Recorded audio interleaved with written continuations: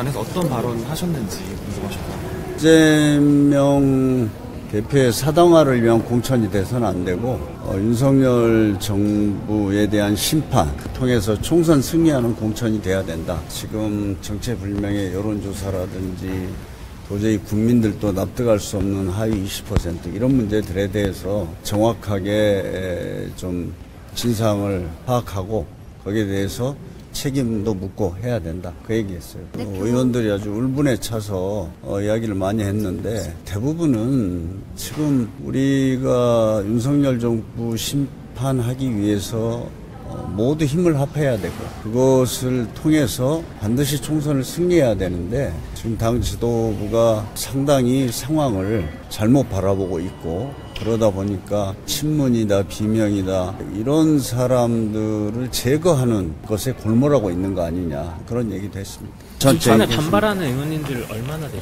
그러니까 꼭 공천의 반발 이런 거보다 지금 총선 상황이 나빠지고 있다. 솔직히 말해서 윤석열 정부가 지금 하는 걸 보면 우리가 정말 180석도 목표로 해야 되지 않습니까? 근데 갈수록 상황이 나빠져서 걱정이 많다. 지도부가 정확하게 총선 정세 판단을 하고 거기에 대해서 대응을 해야 된다. 이렇게 난장판 공천이 계속돼서는 안 된다. 뭐 그런 얘기들을 많이 했습니다. 지도부가 책임져야 한다. 이재명 대표 이선 후퇴해야 한다라는 발언도 나왔나요?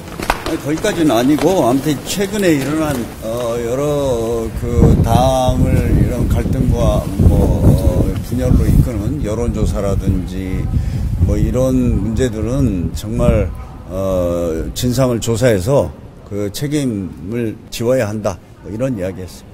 근데 오늘 지도부가 불참하신 분들도 있고 중간에 뭐 정청래 의원님이나 나가실 때는 좀 항의 섞인 발언도 있었다고 하는데 혹시 그 지도부 관련해서는 좀 이렇게 뭐 책임 있게 좀 발언을 해라 이런 지적은 좀 있었나요? 아니 당혹스럽죠. 사실은 엄청나게 여러 가지 당이 어려운 상황인데 그리고 시간은 얼마 없고 근데 이제 당대표 안 계시고 최고위원들이나 이런 분들 물론 이제 남아 계신 분도 있죠. 거기에 대한 문제 제기가 많이 있었죠. 당내에서 사실 현역 하위 20% 평가에 대해서도 좀 객관적이지 않다 이런 지적들이 있잖아요. 우리가 과거 조국 전 교수 사퇴했을 때 공정 뭐 이것이 화두였잖아요. 근데 이제 자칫 잘못하면 민주당 후보들은 공정한 과정을 거쳤는가 이런 의심을 갖게 되면 굉장히 힘들어지겠잖아요. 모두가 힘들어지죠. 하위 20%건 아니건 간에 모두가 힘들어지는 거죠. 그런 거에 대한 문제의식, 그 다음에 근본적으로 민주당은 이 총선을 이기려고 하는 의지가 있는 건가? 사람으로 치면 너 살 의지가 있냐? 뭐 이런 거라고 하죠. 근본적인 질문이잖아요. 근본적으로 이 선거를 이기려고 하는 건가? 라고 하는 것에 대해서 당원들로부터, 국민들로부터 의구심을 받고 있는 상황이다. 가장 근본적인 것이 의심을 받고 있는 상황입니다. 지금 많은 의원님께서 말씀을 해주셨는데요. 대부분 이제 공천 관련해서 어떤 기준이 있었냐, 여론조사가 있었는데 이런 것들은 또 어디서 진행이 됐고 진상 규명을 좀 해야 되지 않겠냐, 진행 상황들, 내용들을 밝혀라, 좀 지도부의 책임이 있어야 되지 않겠냐라고 이렇게 말씀을 해주셨습니다. 이와 관련해서 원내대표님께서 마무리 발언을 해주셨는데요. 원내대표님께서는 지도부로서의 좀 책임을 느낀다. 평가의 경우에는 공관위에 재심 신청을 할 경우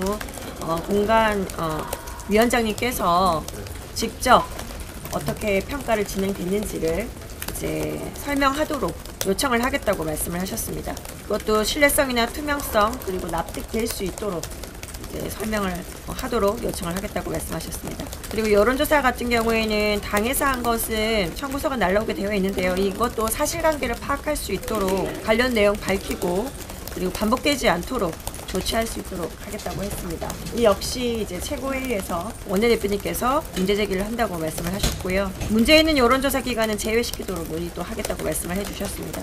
다음 의총이 열 예정인데요.